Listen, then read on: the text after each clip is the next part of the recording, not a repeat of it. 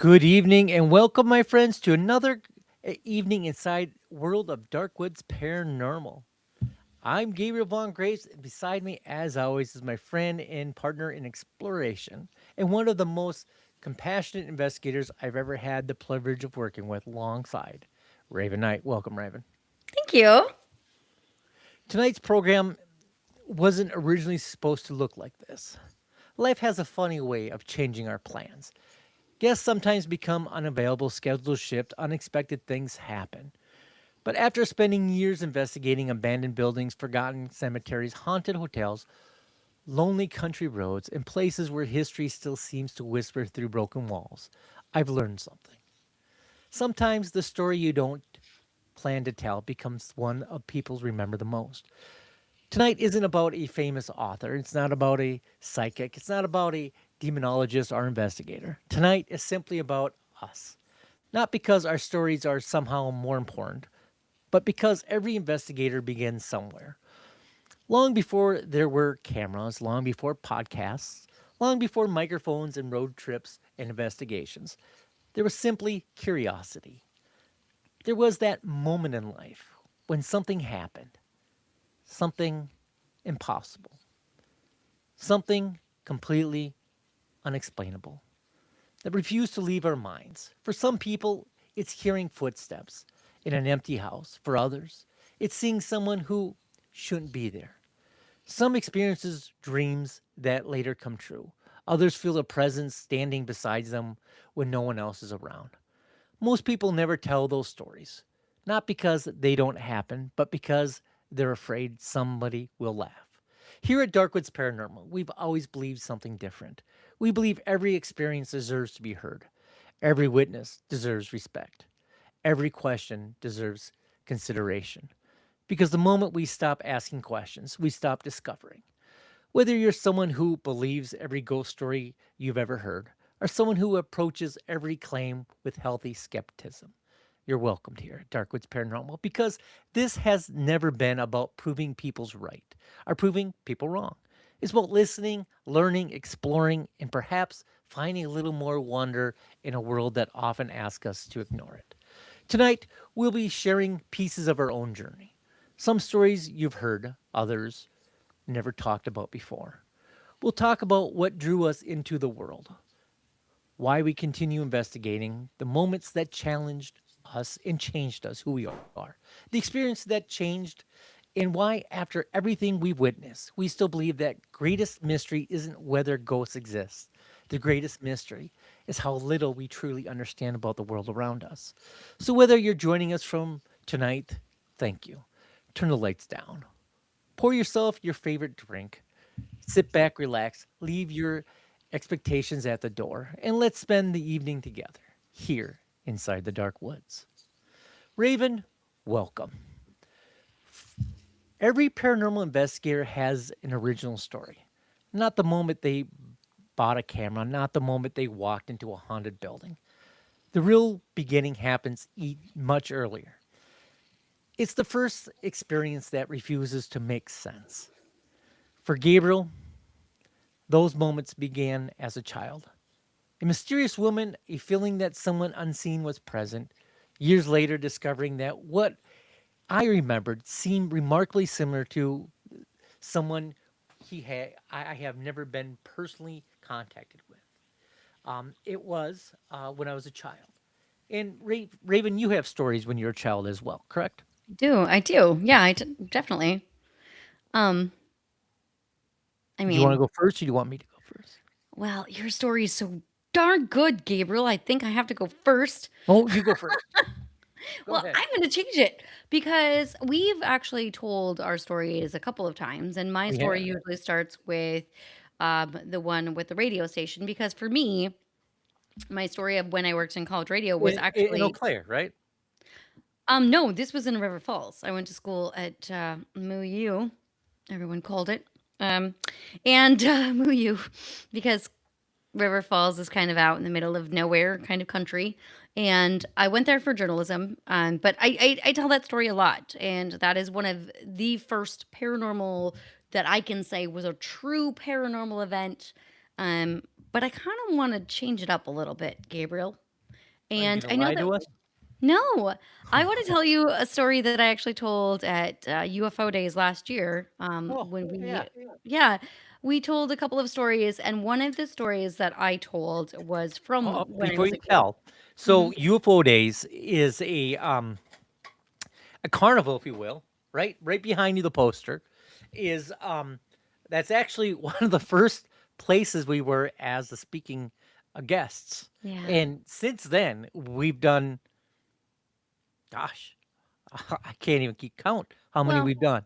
But Elmwood was a very special place to me because I actually mm, lived in Elmwood, and I'll tell that story after yours. But just so people know, Elmwood was actually where I remember sitting once and we were watching a podcast people present, mhm. and I looked at you and I said, in 1 year, I want to be up there.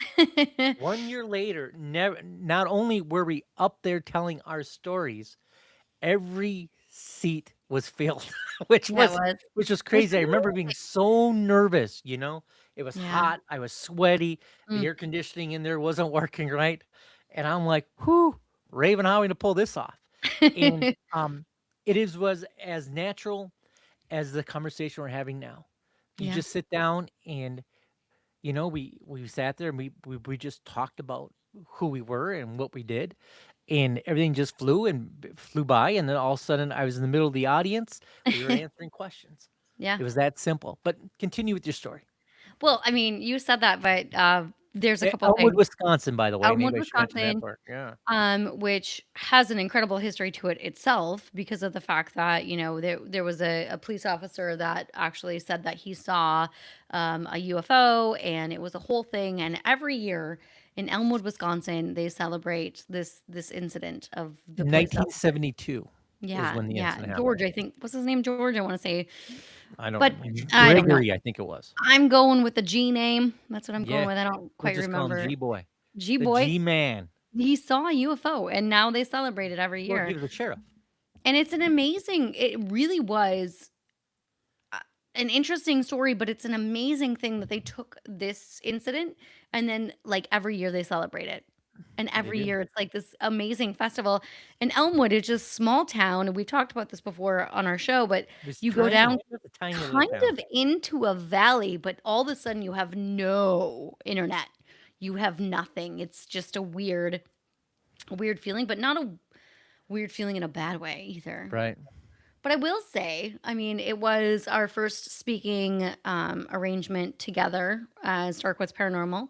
Um, I I'm so used to public speaking, it's not even funny. Most people fear ghosts, or no, no, I want to take that back. Most people fear public speaking. It's the number one fear, and I'm like, yeah, you just talk to people like you're talking to them right now, and that's what you do. As a wedding DJ in my past, 300 some people, I've talked to a lot of crowds, but um, what an interesting place Elmwood is. And I It was. highly I recommend going to that event if you're ever in the area and just want to see something really cool. But when we did that event, one of the stories I told, and I and I don't know 100% if it was a paranormal event, but again, the coincidences of the story are too big to be like passive, I guess. I tell the story a lot of when I was a kid and when I used to do seances in my mom and dad's house. And Mm, we'll attest that my mom now owes Lee and you a lot of money. right. She does. She does.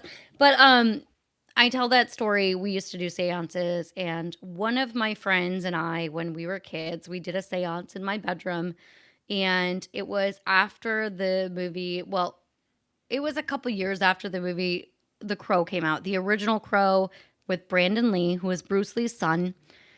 He had actually died during the filming of the movie The Crow, I remember that. and mhm, and it was one of my favorite movies at the time. So of course, like when you're a teenage girl and you're in love with this movie, who are you gonna call on? I don't know. I mean, maybe. I don't know, I've never been a teenage girl. Well, deceased actor.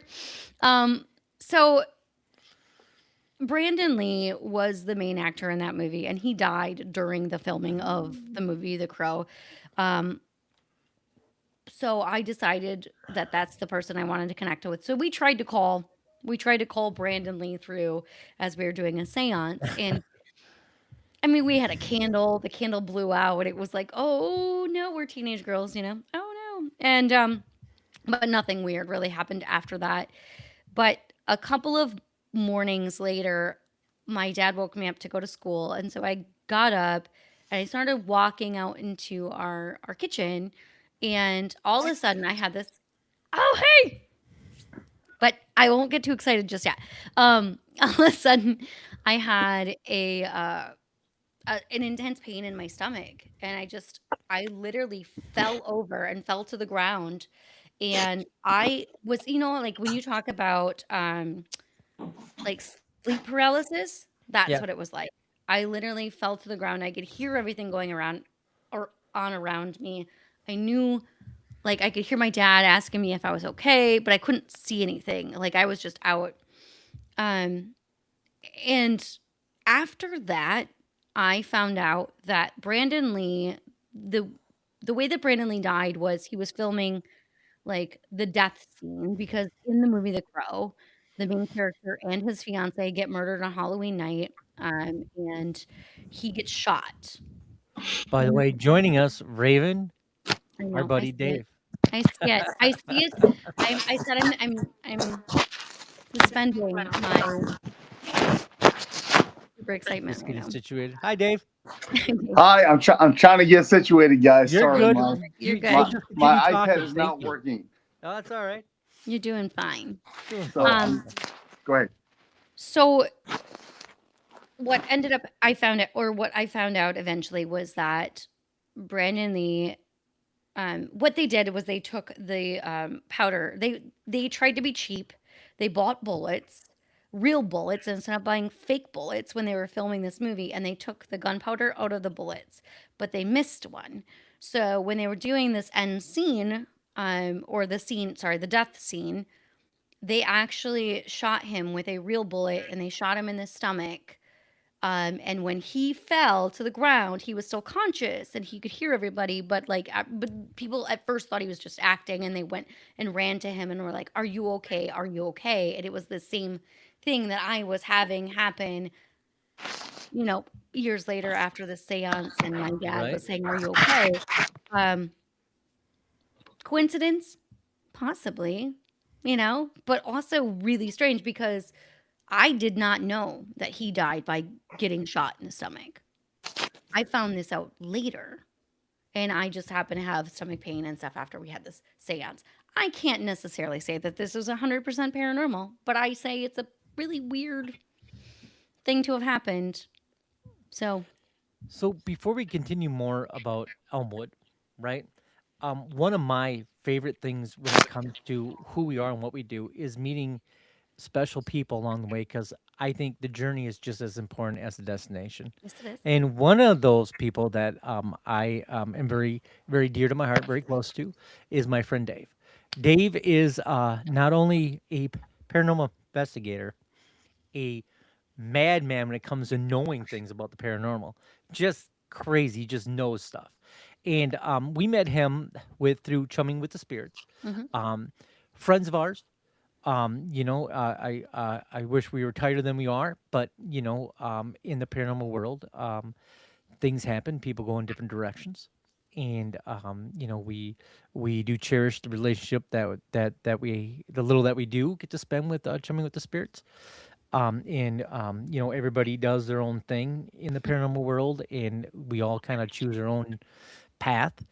And we met wonderful people, and one of those Yeah. people was nice enough to join us today, Dave. I know we've had you on before, and you talked to us about you and your wife, actually, your wonderful wife, beautiful wife, and you guys talked about your Bigfoot experience. But I happen to know that you've had many experiences along the way. Um, I want to thank you for joining us, Of Dave. course, How It you was like doing, a young man? surprise. We surprised everyone. I'm I'm doing okay. I apologize. I just got home. I'm not set up, so this is about as good as it's gonna get. Can you hear me? Okay. We I can can hear hear and you. see Oh, you, Okay. man. You yeah. look great. Last time it was horrible. You couldn't hear me. I felt so bad for you guys. I didn't think you'd ever talk to me again after that. Listen, Dave, Well, we we miss weren't you going to, but so we flipped much. a coin, Dave, and we thought, well, what the hell? Give you another shot, you know? So it That's came how. up tails. Oh, perfect. All right. Good Yes, deal. came up tails. So we were just Uh, talking about UFO days, which we had a pleasure of having you and chumming with the spirits with, and Braven was just telling us about the poster behind her. And one of our first speaking engagements was Yeah. um, Elmwood Days. Wonderful place. yeah. Um, but since then, it's been what, a couple years Gosh, that was no, that was last year, Gabriel. Yeah. last year. It So feels like much has happened It in the seems last. like a couple God. years. It's only been a year. it's only been So a year. so we've Weird. been to where? Yeah. West Virginia. We've been to Kansas City a couple times. Eureka Springs again, which Yeah. feels like home to us. Um, we've been to Milwaukee many of times to Yep. Shaker Cigar Bar. Personal friend, feels like home. Our good friend Bob, which we love. Bob's awesome. We love Bob very much. We went to Kentucky. We did. Oh gosh. Oh, I'm trying to think of there was another place we went. West Hot Virginia. Springs. We didn't go to Hot. Or we We hadn't been to went to Hot Hot Springs. Springs. In fact, we met a wonderful manager of a hotel that gave us a tour. He Really was liked Hot Springs. Hot Springs was a completely different. Dave, you've been to Hot Springs, haven't you? Yeah, I drove by. I really didn't spend much time there. I did go to the Crescent Hotel for the weekend, if that's what we're talking about, and absolutely love the age of the hotel. The Oh, breakfast was sure. In Eureka amazing. Springs. Yeah. We're talking paranormal, and I'm talking breakfast, right? So Right. Oh, No, listen, absolutely, man. listen. Every paranormal investigator knows they get hungry. Listen, Yeah. we have to have snacks. We have to have food. We actually learned that, you have to eat before an investigation because otherwise you're going to start to get hungry. Hunger delusion. I don't know. Maybe. So we're not as seasoned as you are, Dave. However, one of my things that I have to have in the morning is coffee, brother. Oh, me Oh. too. So Mm. when we're going, I'm like, Raven, listen, we're staying at this place. So Where's the true. nearest coffees? You know? It's yeah, so the true. problem is you can't get Raven away from that KC's coffee. I don't know why she likes it so much. It just Raven and Casey's coffee. I don't know why. So this Babe, I is love no you. joke. Every time we drive into a place, it's gonna be a small town, right? Mhm. Usually, and we drive by Casey's, and Casey's like way off in the distance. They got all these beautiful places in front of us, and I know Mm-mm. that damn place is gonna be open when we are leaving early in the morning. That's where we're gonna end up. All Literally. these beautiful coffee places we're driving by, like, oh, great. But I know that's the place that we're gonna Yeah. end up. yeah, Yeah, God forbid go to a Scooters or a Starbucks or something like that. Scoot Gabriel around. loves the scooters. I scoot around. I can't say I hate scooters. Their coffee's okay, but I remember the first time doing that. We were in your neck of the woods, I Yeah, believe, Dave. we were in Kansas. It We were in was Kansas. probably Yes. after Sally House, Yep. number one. And we went to go get coffee, and this one lady goes, "Scoot around," and I just haven't had my coffee yet. And for some reason, that triggered me, and I'm like, "Scoot around," and I'm like, "No," I'm never going here again. But after I had a couple of coffees, I was like, "Hey, how are you doing?" I That's don't funny. know. So I will say it is true. It is true. Like every time I say, Gabriel, make sure that we do not end up at a Casey's for coffee in the morning. And every single time we end up at a Casey's for coffee in the morning, and he's like, Raven, Yeah. why are you so cranky? And I go, First, she goes, "Well, Casey's coffee. Gabriel, it's 3 o'clock in the morning. Yes, this is true. We have about a 10-hour drive in front of us," and then I say, "Well, welcome to Casey's." I say, listen, And it's 3 in the morning. it's I always can't some exist off of Casey's. I need espresso. I need something a little bit bigger it's than that. always some lady working at Casey's where, God bless her. She may not have all her teeth. Love her like a sister.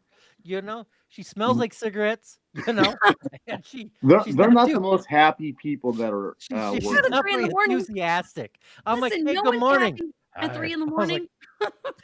Right. Yeah. Well, Raven, I've been very happy at 3 in the morning quite a bit in my life. I can tell you that.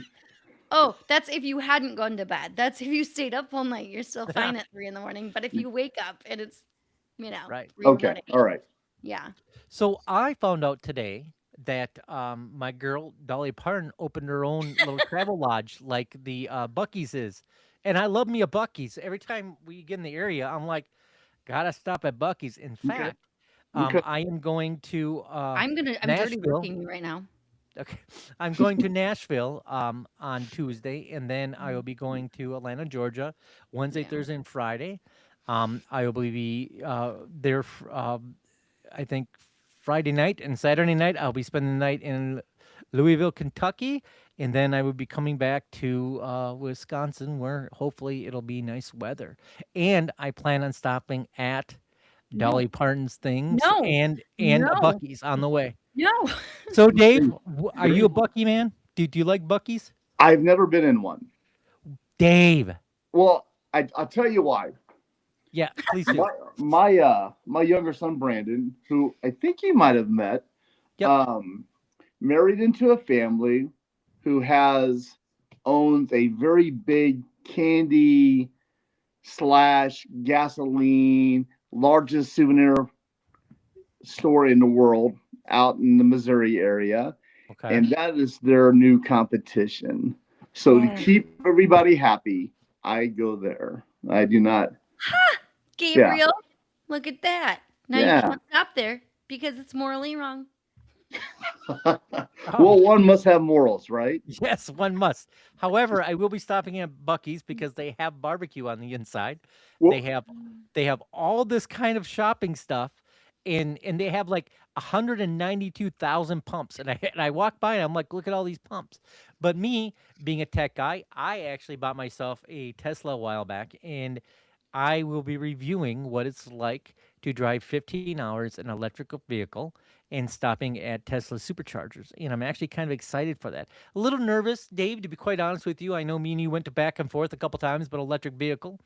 And I'm still toying with maybe renting something, a gasoline car, but you know what? I love my Tesla, man. I get in there. I talk to Grok. I call her Eve. She says, "Hi, gorgeous," and we just have a conversation. Listen, True. and I push the button, Dave, and it drives for me. I don't do nothing. I'm sitting there. I'm looking all over the place. I'm taking naps. I'm drinking coffee. I'm playing frisbee with myself. All kinds of stuff. well, and then you can also FaceTime me while you're doing that. I I will let you know can how do that. I can.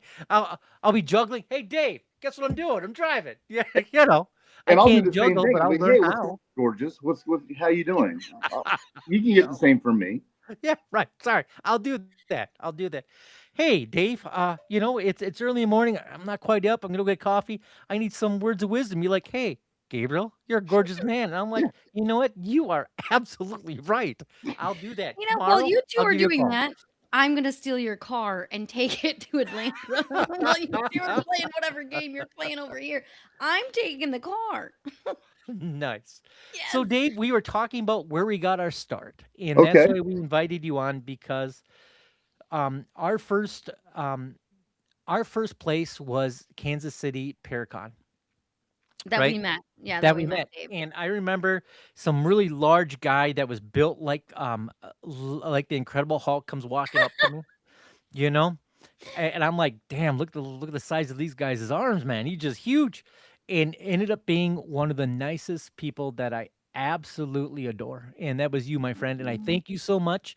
I remember giving you a little tiny T-shirt, and you're like, I will put that over my bicep to keep it warm, because I don't know, we didn't have any Listen. extra large. I don't You know, know.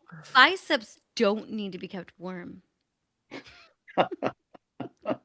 Well, that was a great day for me because I did meet two wonderful people, and I feel close friends with you guys, and I absolutely cherish you guys, and it was great. It was great.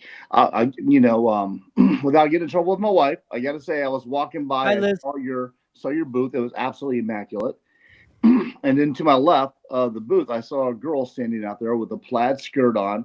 I'm like, oh my God, that's so adorable. So I'm going to walk out. I want to look at the booth anyway, because the booth really, and then talked to Raven, which obviously was Raven. And then you came out and shook my hands. I'm like, what a great guy. So no, it Oh, was thank a good start of a friendship. You're like, So I should hello, wear wee skirts. little man, and I was like, I was hello, Dave. I'm gonna make a joke and be like, Gabriel was the one in the skirt. Listen, it was a bet, and I'm okay. I'm You know, I'm comfortable in those pics have masculinity. not It's surfaced fine. yet. I still have them. He's saving them for later. Yes. I Hmm. am. I am. So And when then I we need to had steal the the Tesla.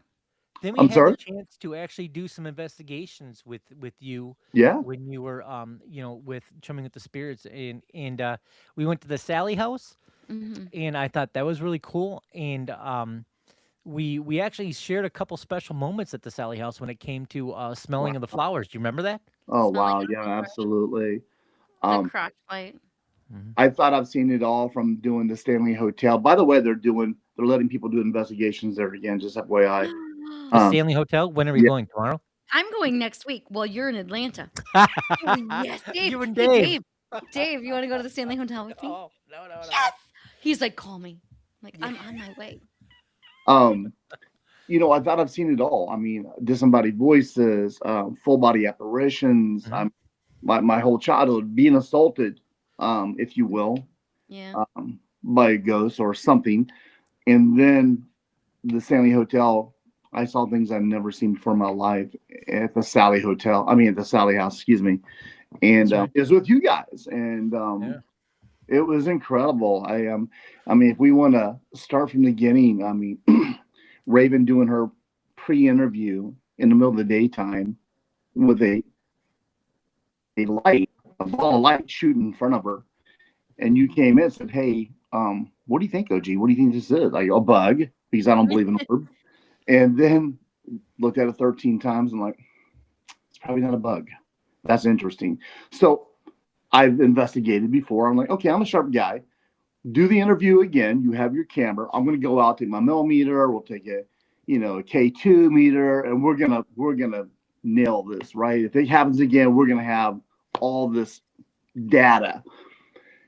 You're doing the interview again, and you finish up. Right before you finish up, I see something that I could see through it, some kind of figure that walks away from Raven, Yeah.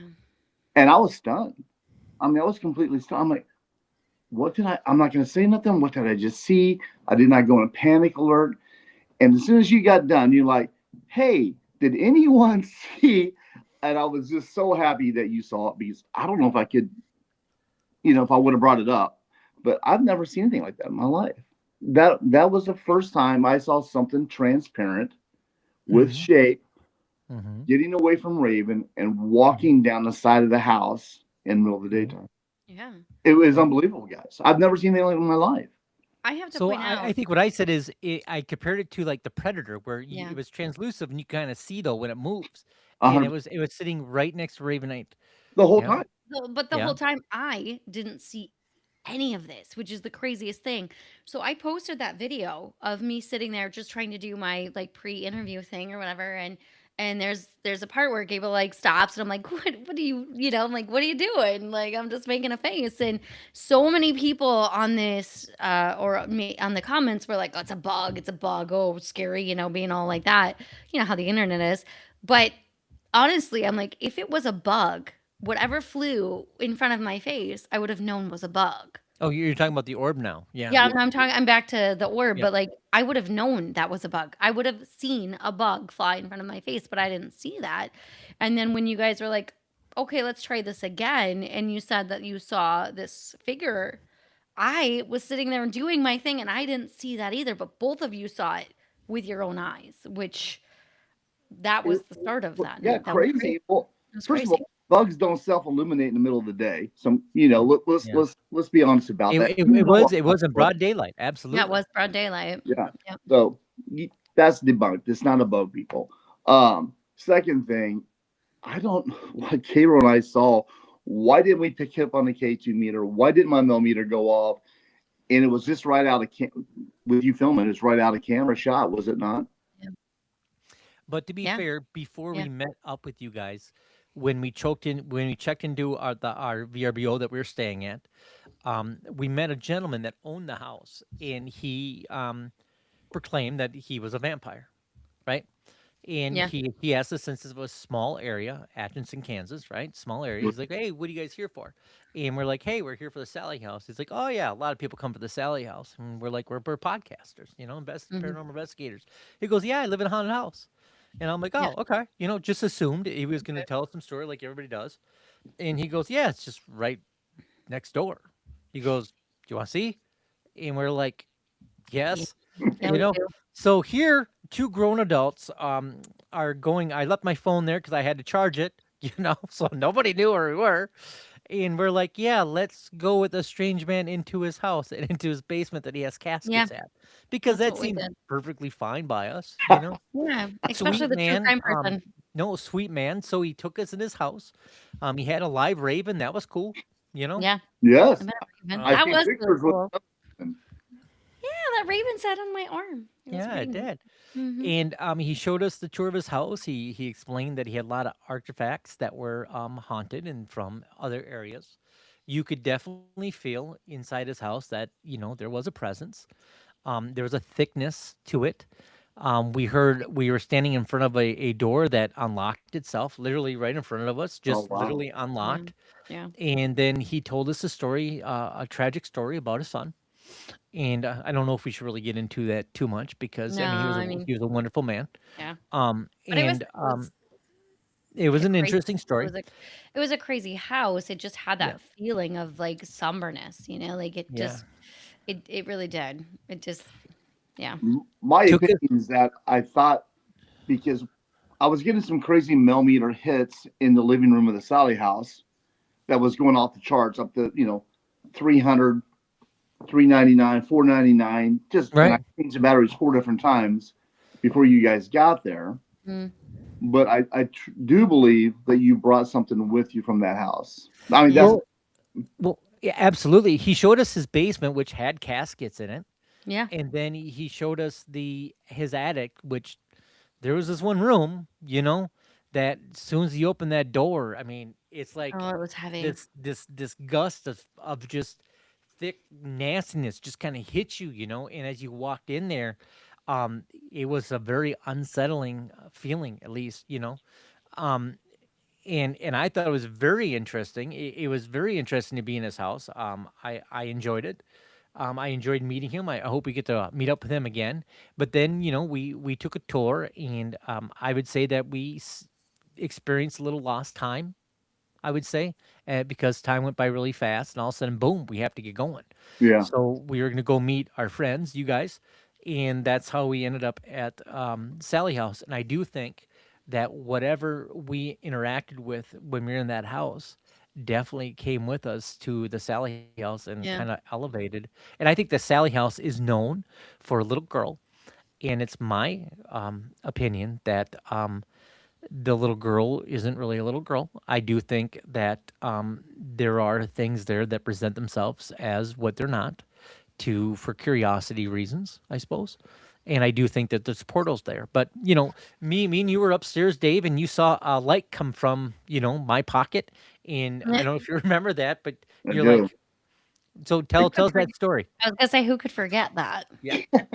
So I think at that time it was just you and I. I think Raven was downstairs looking at some film or something like that, some of Right. the camera, and you were going live with your TikTok. So I'm like, Hmm. you go, would you film this? I go, absolutely. So I grabbed Mm, your camera while you're doing your thing on the bed, and you had a REM pod in front of you, and you were sitting down, laying down, I should say, with your head and back to the back of the wall, the headboard of the bed. And I saw a light come on in your pocket. Yep. So I'm thinking either someone's trying to call him or he has a little flashlight in his, in his pocket. I'm like, hey, Gabriel, your phone's going off, or you have a flashlight, and you go, I don't have a flashlight on me. I'm like, well, there's a light on in your pocket. And as soon as I said that, a ball of light about as big as my pinky finger came out of your pocket, buzzed around your face 4 or 5 times, Yeah. zipped to the REM pod, wrapped around the REM pod a couple of times, back to your face. And I'm filming. I'm like, are you people seeing this? Because you are live on TikTok. Are you guys seeing? I feel like I was like an investigative reporter. I go, and there it goes. And I was trying to follow it as it zipped out into the hallway. Then when I said that, it came back, scrambled all over your face, and disappeared. Never seen anything like it in my life. Now remember, I don't believe in orbs. Yeah. No, I you don't. don't. You But guys, didn't. that was real. You That, didn't until that night. yeah. And now you're back to not believing in them, but you did that night for sure. I'm 98% sure that 98% are just bugs or whatever. That was not a bug. That I don't know what it was. It was a ball of energy that came from my buddy Gabriel and did what it did, and that stunned me. Well, Yeah. we talked about that before. We know that not all orbs are going to be paranormal. I mean, you have to have that healthy level, and we talked about this on a show before, the healthy level of skepticism that, okay, that could be a bug, that could be dust, that could be whatever. And that's part of the reason, like we're like, okay, not every we don't push things out on our stuff because it's like, okay, this could be explained as something else. But that day we had so many orbs, and Yeah. we even had Gabriel up there like hitting pillows and hitting stuff and like trying to prove that it wasn't dust. And there was so much going on in that space that it was like, okay, yes, this could be dust, this could be bugs, but certain parts of it could also be something paranormal because there was just so much.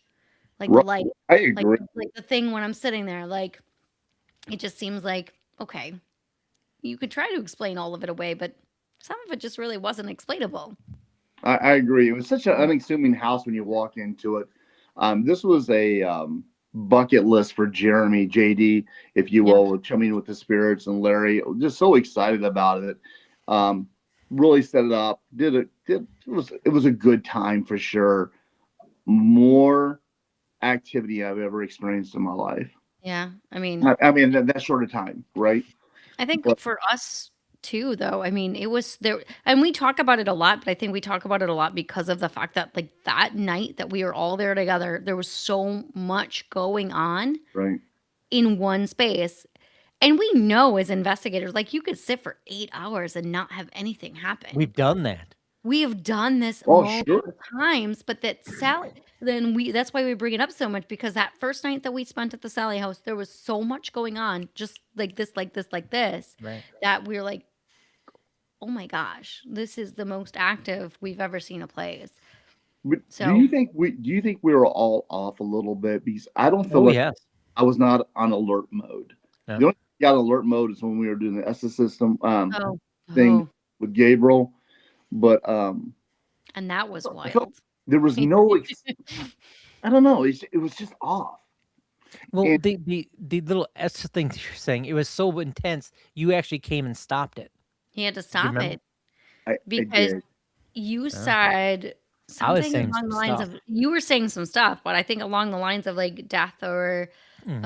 whatever. And Dave was like, nope, we got to call Yeah. this. I Like, gotta this is call getting this. real sketchy over here. Right. He was really worried about you. So, Yeah. Yeah. And I just knew you guys, but I just felt like that protective mode was coming over me, and I didn't want nothing to happen to you guys.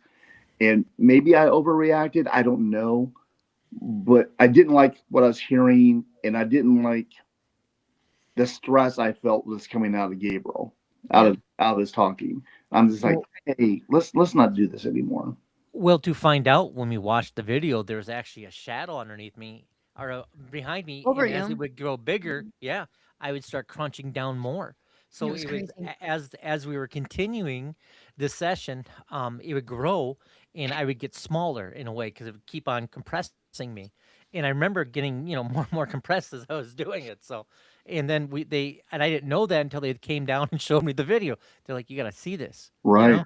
I And I mean, was sitting that there and was, I'm watching the video, and I was like, "Listen, I gotta step out for a second because, I mean, that was very intense to see something like that over me. Just, Right. yeah, it was full body chills. I think yeah, everyone had full body chills at that moment. Yeah, that was creepy. That was horror film, ghost film stuff, and I don't. That's not how it happens, right? It was no. Not really. usually.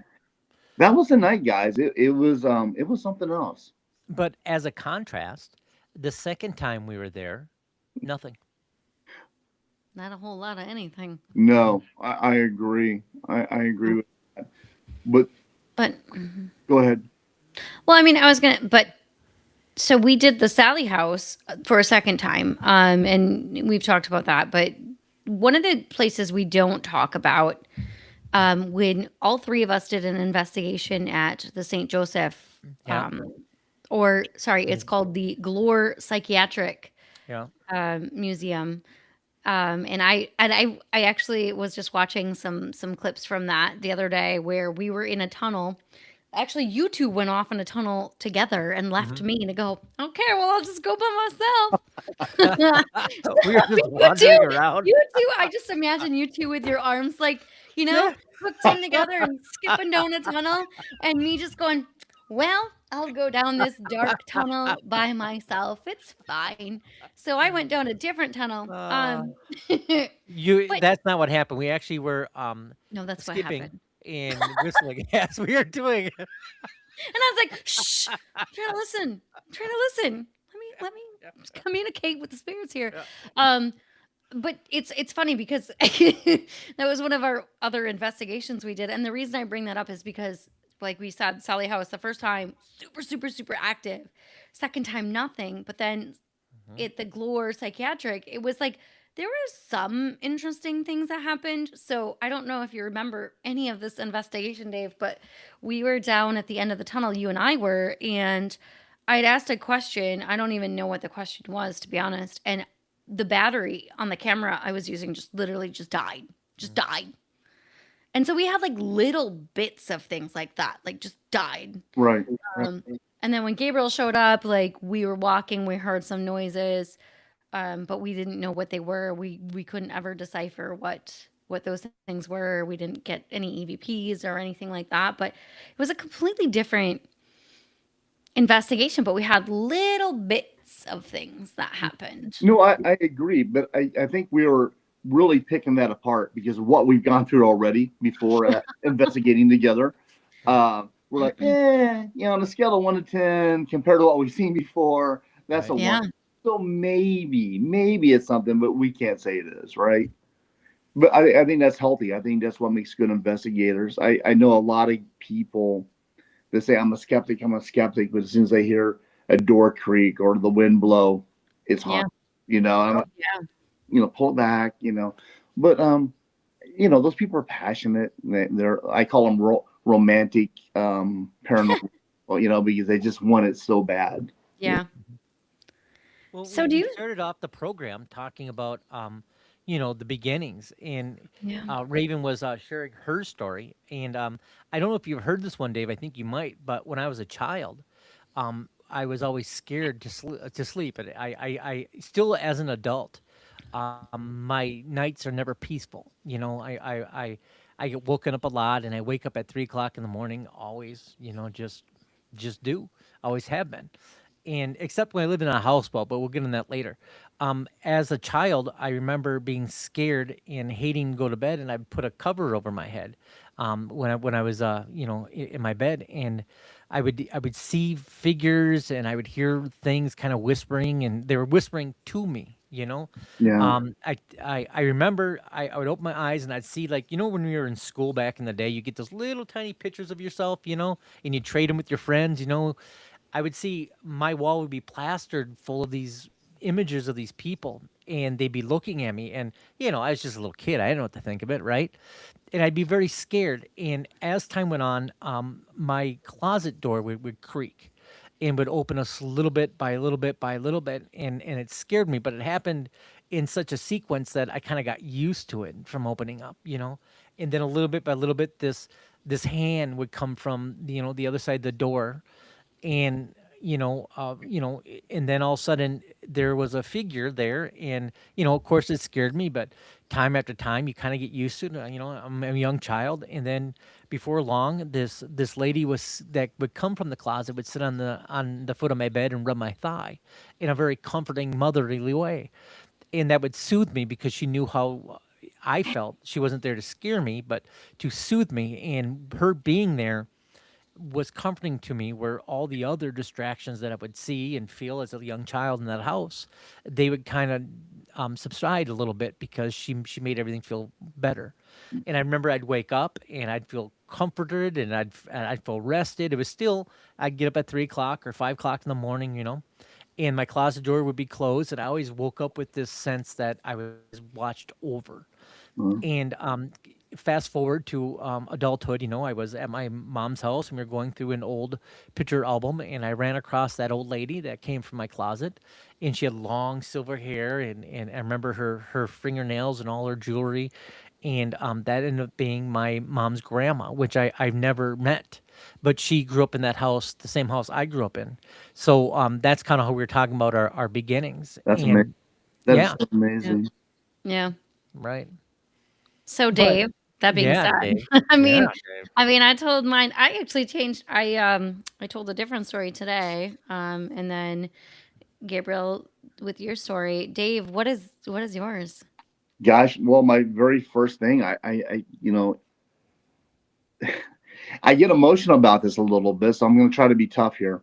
Um, I still remember like it was yesterday. I was between the ages of 5 and 6, Mhm. and for some reason, I could not go to school this day.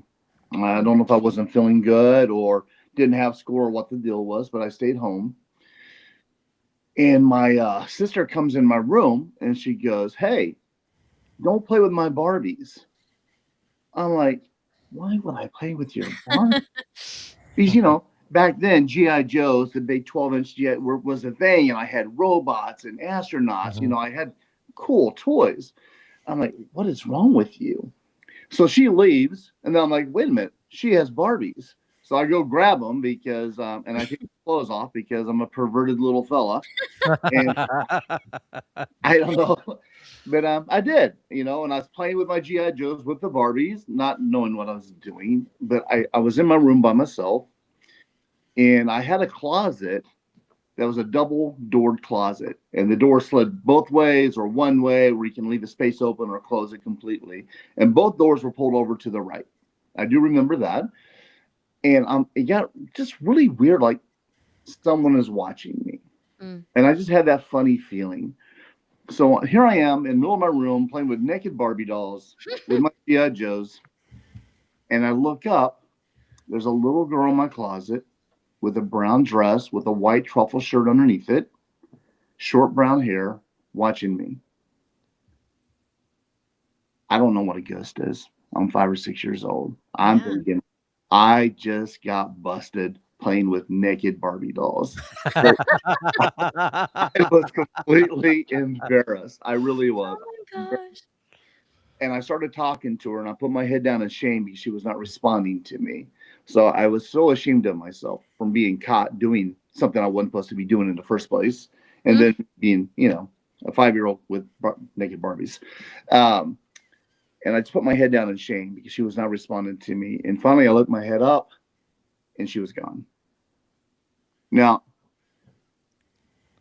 I didn't run around the house, go in the closet. I was like, what happened? And that was my first experience. Didn't know what to get. And by the way, the only person at home was me and my mom. Mm. And that was not my mom. Yeah. So that was my first experience. But in that same time period, in that same house, um, I remember waking up in the middle of the night. I can't tell you how late it was. I'm just a little fella, but I remember waking up, and I felt like someone's holding me in the air like this. If you have children, you pick them up underneath the arms Yeah. and looking at them, playing with something's holding me in the air, and my feet are dangling because I'm off the ground. Wow. And I realize I can't see nothing. I start screaming at the top of my lungs. I screamed so hard that no sound was coming out. Mm. I did it, kept on and on and on, ran out of air, passed out. I wake up in the morning, half my body on the bed, the other half laying on top of the bed. Wow. Ran to my mom and dad's room as soon as I woke up and just held them until I felt safe again. So I think that was my beginning of being Sure. interested in the paranormal. Which is crazy if you think about it, because both you and Gabriel have these instances where like you had somebody visit you in your personal space, you know, and then you both kind of went with like later on in life kind of chose to follow that a little bit more. Where I mean, like everybody knows this, but I'm always like the seeker. I've always been looking for it, which is weird because there's no reason for me to have been looking for it back when I was a kid. I was just really interested in what it was, in what we could, you know, discover, I guess. So, Yeah, I didn't tell this story until like 10 years ago for the first time to people, and that was to my wife. I think I was watching Ghost Hunters or something like that, or mm, maybe it's even longer than that. I go, hey, I had this one, don't think I'm weird, but this is what happened. And it really happened, and she accepted it. She didn't think I was a freak, so I was really happy about that. But that's something a lot of people don't talk about. But Hmm. as paranormal is getting more and more yeah, prevalent, more Mainstream, yeah. doing it these days, right? There's so Mhm. many podcasts and so many ghost hunting teams out there. It's crazy now. Which good for them, man. Go have fun, do your thing, enjoy it, make the most of it, but make sure you have fun. yeah. And I love that people are doing that. So it's easier to talk about now. So I'm I not think trying to it's pick you, Gabriel, to talk about it, but Well, took time. well, you bring up something interesting. Yeah. I think people often ask us what Darkwood's Paranormal really about. Are we ghost hunters, researchers, storytellers, content creators? Um, Yeah, the truth is, we're a little bit of all those right. things, but above everything else, we're listeners. Every building has a history. Every abandoned hallway once echoed with laughter. Well Every said. forgotten hotel had Yeah. celebrities and celebrations. Every old farmhouse Schultage generations of families. History doesn't disappear simply because the people do. Whether unexplained experiences are spiritual, psychological, or environmental. I think it's very important to remember that um, everywhere we will be and everywhere we have been has a history. In the history, to me, has echoes. Yeah. So one thing that draws me to the paranormal is that it's not known, and I think the not known part is what draws everybody there because it it's kind of the essence of life where it creates kind of a pathway of unknowing. And as a child, part of the fun of growing up is learning new things and not knowing things and Yeah. discovering those, and the excitement that the world's kind of new and you're discovering it. And to me, the paranormal is the same way because every place is different. We spoke about the Sally House and how intense that was, Yeah. and then we've all been to investigations where nothing happened, Mm. but yet we go investigations and things were. So we're always trying to copy that high, if you will, of something that we experienced, and I think not having the answers are fun because we had the answers. It would no longer drive us to, spend the night in our car at a truck stop because we just got done with an investigation, and That's then so waking true. up, and you feel just nasty. We were So talking about that you're today. yeah, so you're in the bathroom, taking a whore bath or whatever, Yes, because you Gabriel, just why feel don't you just nasty. brush your teeth? Like Right. I grabbed my toothbrush at least, and you You've were been like, there, right, Dave? You Well, middle, the it's things just we put ourselves through to yes. try to get Right, right. any kind of evidence of some Right. sort is kind of ridiculous. I will go to a Casey's gas station and drink coffee and also wake up at 2:30 in the morning oof. for no reason. It's fine. It's But fine. I'm going to pull away from that just a little bit. Yeah, it's crazy that we go in a dark place and talk to ourselves for 8 hours, right? Yeah, Or 10 right? hours. You people are like, oh, so that's you really this is not TV. This is what you do. Or That's what uh, you do. the second thing, I'd like to come back a little bit what you were saying, Gabriel. First thing is hopefully people are the people that are watching you and seeing your videos. You guys are two, and I'm not saying it because I'm on here. I'm saying it because it's true. You're two of the most talented people I've met, and you guys have your own unique approach to this. I love your storytelling. I still love those. I hope you guys are still doing that. Your podcasts are so much fun now. I love doing it with your guests. You have a different guest almost every week, sometimes twice a week. It's amazing. Last week. Yeah. Yeah. Um, Yeah. and your honest approach to investigating the paranormal or whatever you're doing at that time. And you guys are just two probably the most talented people I've investigated with. I got to throw Grant Wilson in there with Ghost Hunters because Oh he was yeah. amazing, and I love that guy. Enough where he sent me a video wishing me Happy Father's Day. So Aw. yeah, it's pretty neat. I'll show it to you sometime. Love that. Um, Please Dustin do. Perry, he's one of the people And that's Dustin a Perry. mutual Oh friend of ours. what a Very great, gosh, good we love guy. him. what a great guy. Yeah. But Yeah. your approach is honest, it's good, and it's just you guys are just so much talent, and I really hope people see that for what it is. Um, Second part is for a guy that's into the paranormal, that I'm talking about you, Gabriel, that started at such a young age. Like, how do you not believe the possibility of a North American primate running through the woods, howling, breaking tree Call it out. structures, takes intelligent and ditches to do some, ripping trees out of the ground and throwing it upside down into the ground? Yes. How's a guy like you not say that's not possible? Even with like UFOs aren't real, but now we're finding out UFOs real. The government's been hiding it since like 42. Yeah. A smart man, and you are. I consider you a very intelligent person. Oh, thanks. Cannot believe the possibility with hundreds of years of sightings and native Indian I love this. stories that Call him don't out. believe into a Sasquatch. Well, I first have to ask, did Raven text you and I tell you? paid him. I No, paid him. I'm wiring go him the have money him go right into the now. Bigfoot side. I know wiring the money is not even a thing anymore. I'm Venmoing. I Listen, probably seeing the Dave, cup. I might have approached my head and came We up. should send him do a cup like that, do you Raven. like my new cup, Dave? I love it. Isn't that We should beautiful? send him it. Gorgeous. So, No, I stole this fair and square. so, so I tell the story that I was cleaning my garage one night, and it was at 3 o'clock in the morning. I wake up naturally, right? Just something wakes me up, and I'm up. So, I'm bored. I don't wake my family up. So I go outside and I'm in my, if anybody is a craftsman, when you work on things, your tools are always all over. You're Mhm. always looking for your tools, just the way. So I'm cleaning it up. I'm like, you know what? I'm gonna be organized, and that lasts about 5 days. But I'm gonna be organized.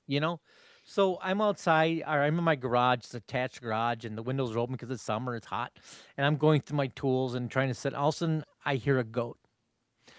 And, I stopped because at the time I only have cows and, pigs. I don't have goats. So I heard a goat, and it was weird because it was my windows in my garage are higher up, kind of where your head is. So I stepped outside and I heard it again, actually twice. And I stepped outside, and we've all had that experience where, when you're experiencing something, you're like, this isn't right. Yeah. There's something wrong about what's going on now, and your body feels it first because it's the best instrument that we have when it comes to anything. And I looked outside and I saw this tall, slender thing run in my backyard and clear a fence, just cleared it. And then it just kept on running and clear, and you could just see it. It gets smaller and smaller as it's running down the field. And I was left with that feeling that something was wrong. I just experienced something that my mind was trying to understand. And since I get up early in the morning, and I live in the country, I have cattle, and I feed my cattle early in the morning because I do it before I take a shower and get ready for work. For obvious reasons, you're getting all dirty and sweaty, and I would go out, and when you experience the same thing at the same time, you kind of understand the noises that are around you and what happens, right? Because you do it every day, 7 days a week. So I'm feeding the cows, and I'm hearing this knocking noise. And when I was I had the pleasure of spending the weekend with you, Dave, and we were kind of explaining my thing, and then you put on a television show with all these things I experienced, and you're like, you got to watch this. Remember that? And so I heard Oh, knocking, and then, I heard this one time where it sounded like monkeys, and I didn't have my phone on me. I had this stupid flashlight on my head that, I could see as I'm going out and feeding, the pigs and the cows. And I heard this thing where it sounded like monkeys just talking to each other. I'm like, what's happening here? I'm in Wisconsin. And I told you that story, Dave, and then we watched those videos of the Bigfoot thing, and that's exactly what I heard. And Yeah. being, I just have a hard time. I want to believe that there's Bigfoot, but they're so commercialized that I can't phantom it. But I want to, Dave. I want there to be a Bigfoot. We heard the stories about that guy, the Bigfoot that kidnapped that guy, and he spent a week Yeah. or whatever with the family. Remember that one? Yeah. And he remembered seeing a whole family. But we had a lady on Raven that claimed that she had Bigfoot Dave was people. on that. Dave was Yeah, on that Oh, yeah. episode. well, Yeah. well, And Janet. how go Janet ahead. about was you running in the woods and seeing all those lights in the woods? Right. Yeah. I But I I remember so in my woods, dark woods, that's where it came from. I'm sitting there in my hot tub with a cigar, and I see these lights in my backyard, and they were just floating. And I remember, I was thinking it was somebody in my woods, so I put on a bathrobe and some freaking slippers, and I'm running out in the woods trying to chase this thing with a dog, and then as I'm running deeper in the woods, the dog quits running and kind of just stays there. Yeah. And these orb things just keep on it's kind of baiting me to go further in and further mm, in, and you get to that point where you feel like something's toying with you. And I remember stopping and I'm looking around and I see these lights and they're just fluttering. All of a sudden they're gone, and before I realize it, I'm in the middle of the freaking woods, and it's just me. And then I get the sense that something just baited me here, and you get yeah. that cold chill that goes over your body. And I kind of beeline it. I try to make it to the field. Got cut underneath the barbed wire fence because at least by the cows I feel safe, because they're friends of mine. I pet them, I feed them, and but I want to believe. I know that there's things out there that we cannot explain. I've experienced things that to this day I wonder what it was that I experienced. And as we get older, we kind of go back in our memories, and we try to look at it as more of a mature mind and try to imagine what we saw in our youth. And if we can't explain it, at least to me, it is paranormal. I do believe in aliens. We've heard too many stories with too many similar experiences, Dave, not to, right? 100%. Raven, what Gabriel, our wonderful friend Gabriel, who we love, just told us all these experiences he had in his dark woods. All says Sasquatch, Bigfoot, luring people in deeper into the woods. Hmm. Yeah. What's your take on that? I mean, Thanks. what do you think? Thanks, Dave. I think it probably was a Sasquatch. However, he did say something that I never thought of before, and I kind of want to circle back to. So we literally just had a guest on the other day who she had her own podcast, and she was interviewing a man who wrote a book about aliens and how aliens actually present themselves as animals. And then I Hmm. just watched. Owls. Yes, owls. And then I just watched Disclosure Day, which, not to give too much away about that movie, but the same thing was presented in that movie, how aliens will present themselves as animals as well. So, I mean, something is in your woods, Gabriel. Something for sure. Well, We don't know if it's a I mean, it could be anything that's trying to lure you into the woods. If we think about it, it could so be aliens, Sasquatch. It could be shape shifting type So creature. shapeshifters, I do believe in. I tell a story Yeah. every now and then. And David, I don't know if you've heard this one, where I was living in South St. Paul, in Lake Cove. Actually, it might be Invergrove Heights, but I'm pretty sure it's close to South St. Paul, Minnesota. It's And somewhere. I was living there with an ex girlfriend. You in my youth, and I remember our master bedroom had a little bath and a half next to it, and I'd always find these little red things in it, like look like blood. I would close the door and wash it up, close the door, and every morning it would be open. The door would. And I always felt weird. My ex girlfriend at the time didn't like sleeping next to that door. I would go through great lengths to make sure it stayed shut, and it would always open. I'd actually hear it creak open, and I'd look and be open, and I always felt like somebody was watching me. And one day, I was at home and I wasn't feeling very good, so I was laying on the couch. It was broad daylight, which, as we know, most stuff happens in broad daylight. Not at night. It always happens during the day. Most of the time. And it was during the day, and I wasn't feeling very good, so I was laying, and I know that my girlfriend left to go get me some medicine, because I couldn't sleep, and I remember laying there, and I was tired, but I slept all day, so I couldn't sleep, and I was watching this fog come down the hallway, and I could see it. It was like a fog. It was a mist, and it was coming to me, and as it came to me, it was build up, and all of a sudden, I started dozing off, opened my eyes again, and there she was, my ex-girlfriend, and she was staring at me. And I remember looking at her, and something was off about her. It was just off. It was her, but it wasn't. Oh And I wow. remember kind of sitting up, and I remember looking at her, and I felt very shaky, and I was a little numb, a little droggy, and I'm looking at her, and she came up right to my face, and she smiled. But when she smiled, her smile was so big, and it was like it wasn't even human.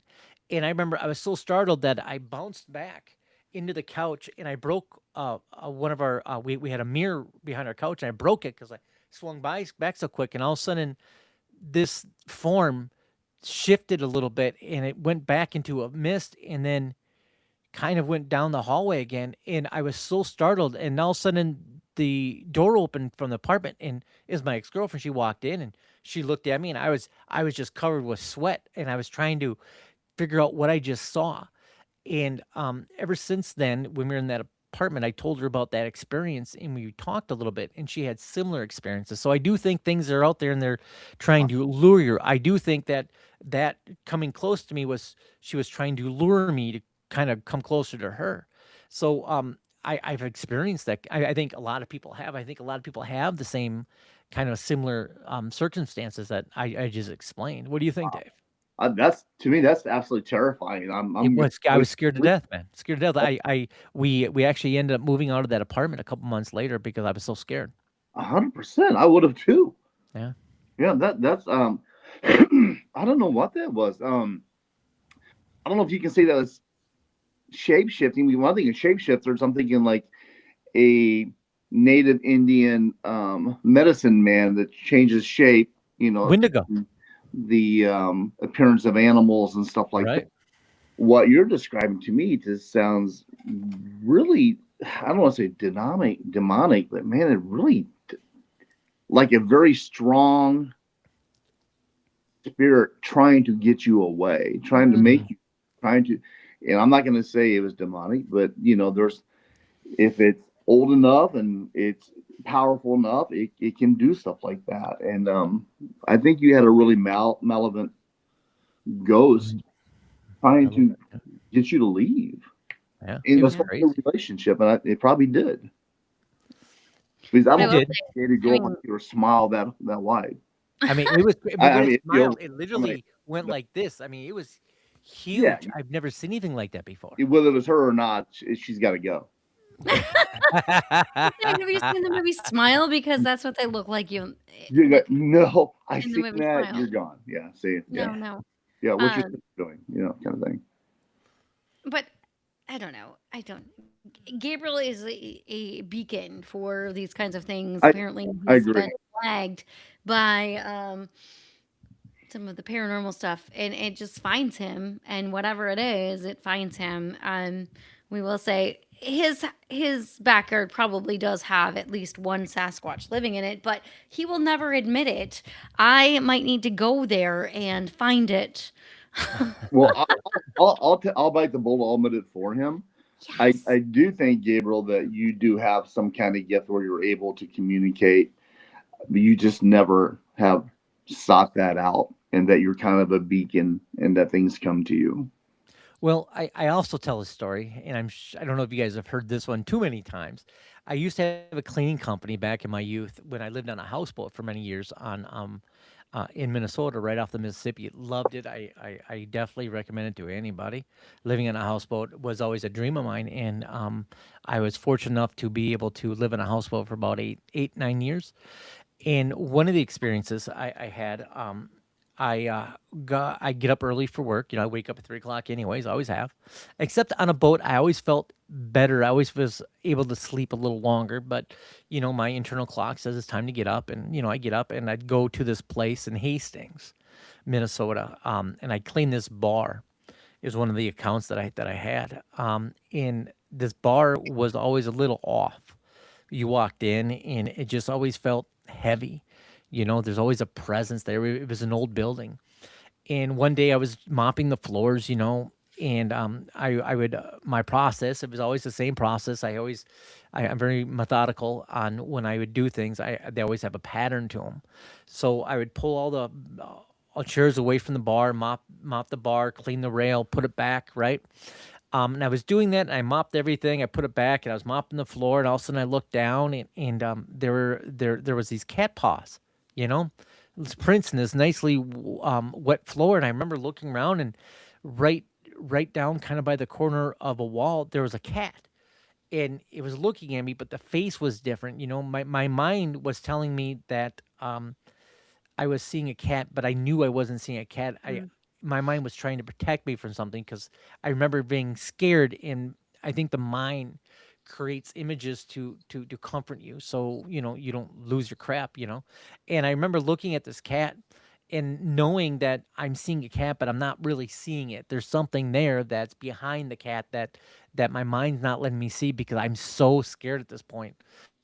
And all of a sudden, this thing just kind of walks into the wall and disappears. Just literally, just walks into the wall, and Mm. then at the same place, with the moving the bar stools, I'd move the bar stools. I just mopped. I put the mop down in the corner. I turned to move them all the chairs back. You can see all the chairs already been put back. In fact, you can see where they're all kind of pushed in the nicely fresh water. You know how you push something, you kind of see that streak. They were all back where they were. Mm. And there was one time in this bar when I was mopping the floor. We just got back from Mall America, and my son at the time, he asked me for a quarter. I didn't have any quarter on me because who cares change. And he wanted one of those gumball things. And I was like, dang it, I could have used a bunch of these. And there was a quarter I found on the bar table, and then all of a sudden the coin machine let loose every quarter it had in it, and it was just hitting the ground, ping, ping, ping, ping, ping. And it wasn't the noise that scared me, it was what was happening. And I remember stepping back, and I kind of lost my breath because I've never experienced like that. And the whole change machine at that moment kind of released all the coins. When I said, "Oh, I could have used one of these earlier," and all of a sudden, Wow. bam, it just Wow. released all the coins all over the floor. And when that was happening, there was such a pressure that I felt. I kind of felt like you ever got sucked in the stomach and you felt it, oh, and that's what it felt like. There was so much pressure in that room, and all of a sudden the change machine was empty and everything was felt normal, but there was coins everywhere. And I was like, how's that even possible? You That's know? that's So I remember picking up all the coins and putting them on the bar table. So in the morning they come in, they can get all the things. And I had another experience at this bar, and I'm hesitant to say what the bar's name is. I don't know if they're still in business, but it was phenomenal, that this building. And this is when smoking was no longer allowed inside. Somebody had started making the smoking things outside. And I remember mopping the floor, and I went outside. I just went outside for a second because it was hot in there. It was cool. All of a sudden, the door slammed, Mm. and I was stuck. And you can't. I mean, you can't climb the walls because they had this fence thing with little punky things. There's no way you can get around. And this is at this time it was 4 o'clock in the morning. I could wait till the bar opens until like 10. Somebody gets there, Mm. and I remember they were looking through the window, and just out of my breath, I'm like, "Well, open the door."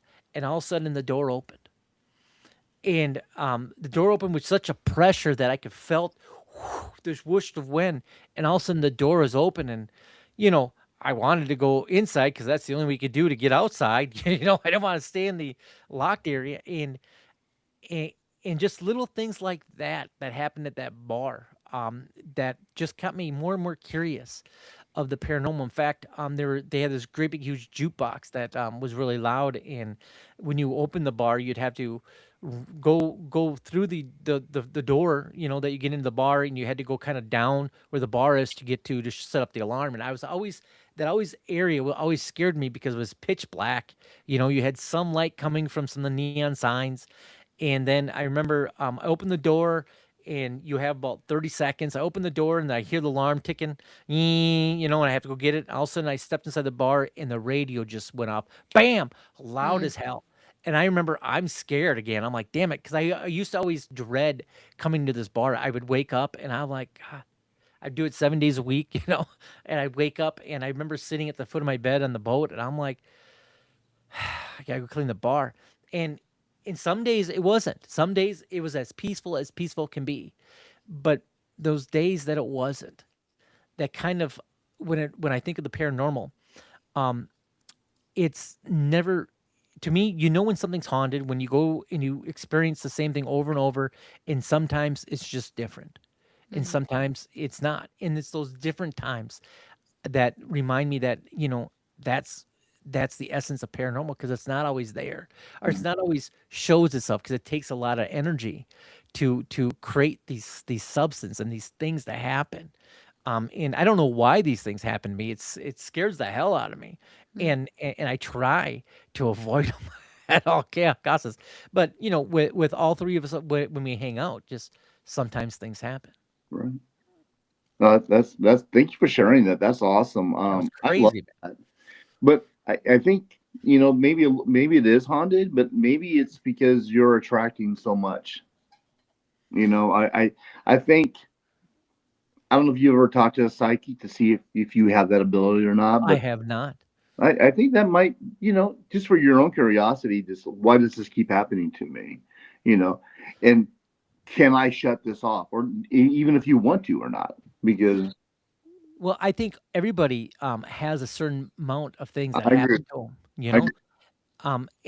and I think it's us to either shut it off or let it go. But I mean, how do you stop something you have no control over? Well, Like when we were at the Sally house, remember we went outside and we were all kind of decompressing, and then we went inside and there was a completely different feeling, and we all felt that. And of yeah, course, we do as Raven's well. dumb; she runs up the Yeah, stairs, and we're all chasing after her.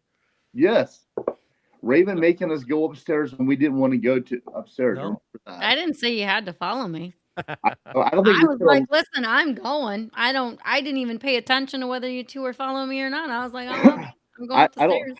Yeah, you were That's just gone. how I am. I mean, it was like that same time that, I decided to go off to Michigan and do an investigation at that residential home with my friend Trish from Uper Paranormal. I messaged her that morning. Luckily, she was like, "Oh, yeah, I'm game." Like, who who decides they're just gonna drive? I drove 5 hours, she drove 4, whatever, to, like, go do some resident well, like, morning of. But, that's just the way that I am. I'm like, "Yeah, let's go. I'm No, getting in the car and you're going," passionate, you know? and Yeah. you even have a even stronger passion about basements, which I'm not sure what that's about. I only know a little percentage of that, but you know, you're wired different, man. I really am.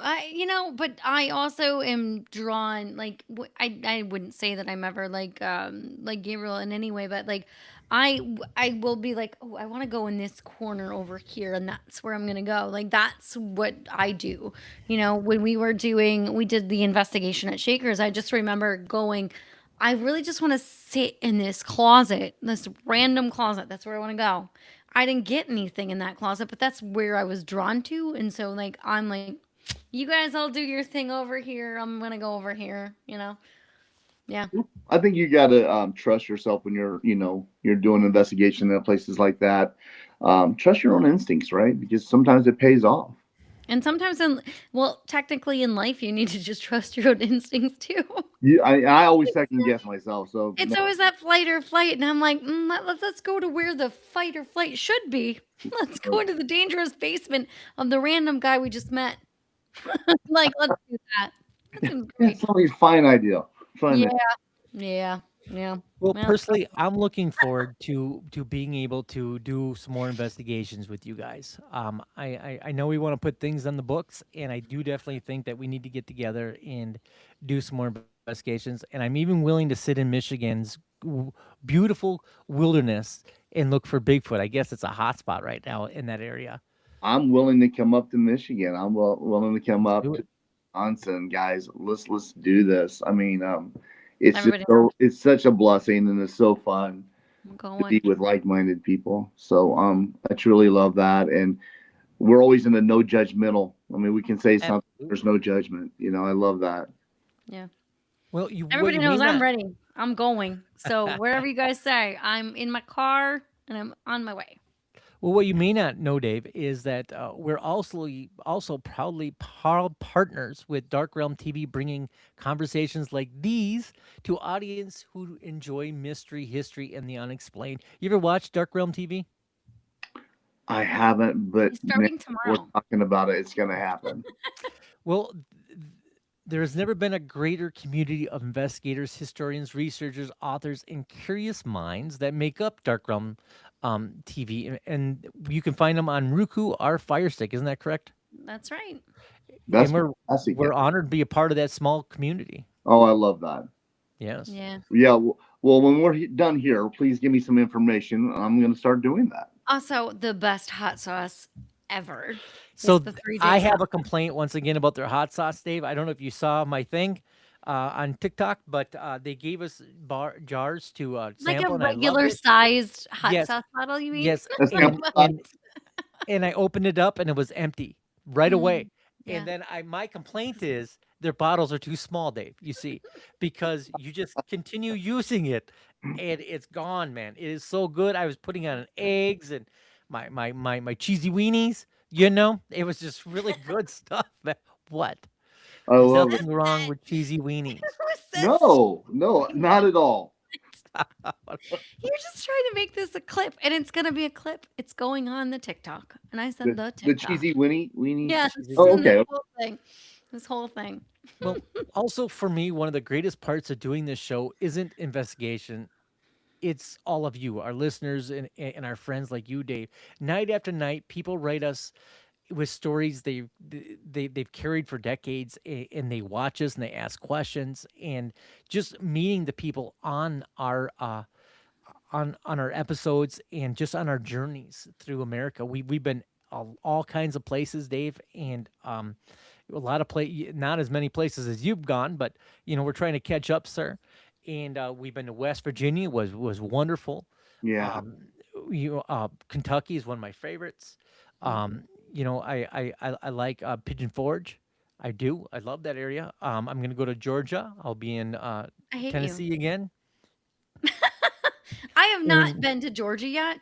We were supposed to go to Georgia for an event at the end of July, but that got canceled. So here I am again, not going to Georgia for the fifth year in a row. Probably, I know with when I was with speculating wildly about crime, we were supposed to go to Georgia too. Never happened. Yep, multiple years of no Georgia, Dave. This is a what's your travesty. favorite state, Dave, that you've been to? My Travesty. favorite state I've been to. Oh my gosh. I do love Florida a lot. Been to St. Augustine Lighthouse twice. Mm. I've Mm, been to the fort as well. I do enjoy that place a lot. I'm getting ready to go back and take grandkids to Disney World. Oh, what a Um, great grandfather you are. Good for aw, you. we'll see how it goes. So we'll see how it goes. I'm gonna have to say I love Boston and Rhode Island area. Mhm. Boston's Uh, cool. Boston's yeah, yeah. I just love that area. So I went to a place called the Cliff House Resort, and its hotel is right on the cliffs with the waves crashing against the cliffs, cool. and you're 20 feet away from it. So relaxing, so ominous, lighthouse everywhere. It's amazing. That is probably my favorite place. Raven, what's yours? Oh, I'm a sucker. Missouri. Well, no, no, There's No, nothing Missouri. wrong. I like Branson. Branson was cool. Branson. I've never really experienced Branson. I'm a sucker for, of course, Eureka Springs. We all know that I talk about Eureka Springs a lot, but I also not paranormally, but I really, really, really love San Diego, California. San Diego is one of my favorite places. La Jolla is La especially Jolla. La Jolla because it's like surfer community, so you get that. But then San Diego is so weird because there's like the surfer part, but then there's Old Town, which is one of the first places that anyone came into the US. So it still has that like really old feeling to it, and one of the most authentic Mexican places outside of Mexico. It is 30 minutes outside of Mexican, like actually it's 30 minutes away from Mexico. So if you want really authentic Mexican food, it right? actually is really Nice. good. I love San Diego, but so those are probably two of my favorite locations, I will What say. about you, Gabriel? You know, I I like Missouri. My father lived there for a while, and How Missouri dare you? will always You feel kind of home. you're trying Um, to get points for but Dave. but I No. do like the Smoky Mountains. If Yeah, I had beautiful. anywhere to go, it'd be a little tiny cabin in the Smoky Mountains with great internet, and a coffee Yeah. place is not too far away. That's where I'd go. It's Spending, not a spending the week in the Smoky Mountains was very humbling for me. Yeah. I saw black bear. They said they're Oh, more scared of you than you are of them. That is not yeah. true. I can, I guarantee you're I'm scared. Okay, more better than they are of me. right. Oh, now I'm 6'2" plus. I saw an elk taller than me. Mhm. Ooh, That he's 10, yeah. 15 feet away. That was kind of intimidating. But seeing trees I couldn't put my arms around that were 200 Hmm. feet there with water, Oh. it was absolutely, it was stunning. Hmm. It was stunning. So I know we're going to be finishing this up real quick, but I want to Yep. circle back to Gabriel one more time. When I was on your last podcast, you had me and Liz on. We were Yeah. Your talking beautiful about wife. experience. So, Gabriel, what did she see then? I do You, believe. you know Liz, you know how she is. She'll Yeah. come No, find you. she's very analytical. She'll I knock like her. on your door. I She did think not you in guys saw a meeting. shapeshifter. I think that there are shapeshifters. I've done many episodes when it comes to shapeshifting. I think you guys saw a shapeshifter. I think what happens is it reads your mind, and what are you there to see? And it does whatever it feels you're there to see a Bigfoot, so it's going to present itself as a Bigfoot to lure you because that's what you're there to see, right? Um, that's what I think. But I mean, it doesn't. Even though it's a shapeshift, doesn't mean it doesn't have fur. Doesn't mean that none of that stuff happens. I just because I think they travel in time, different portals or whatever you want to call them, and I do think that Bigfoots are perhaps a form of a shapeshifter. Okay. Or they're all aliens. At the end of the day, everything is an alien. Aliens present themselves however you want them to. Well, Especially that as girl Stacy's behind the counter. What? as I was gonna say the men in black are literally gonna come find me tonight, and I will be tomorrow. I'll be like, I don't know, and you did Gabriel's say gonna be like, that "What's there's wrong going with to you?" be a bunch of alien abductions yesterday. What happened? It was supposed to happen yesterday. There was a. Did you know this, Dave? No, this Have is you it. heard this? There was a psychic. I don't know the name of the psychic who predicted that during the World Cup that aliens were going to present themselves, and then a bunch of people were going to all be abducted at once. So, um, that did not happen as of still now, but Well, we have time. I Okay. think. I don't know.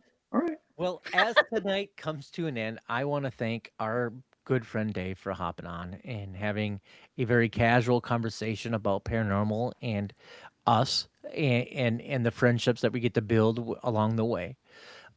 And we're reminded that some of the most meaningful conversations don't happen in famous haunted mansions or abandoned asylums. Sometimes they happen in quiet living rooms or are in studios like we're in now.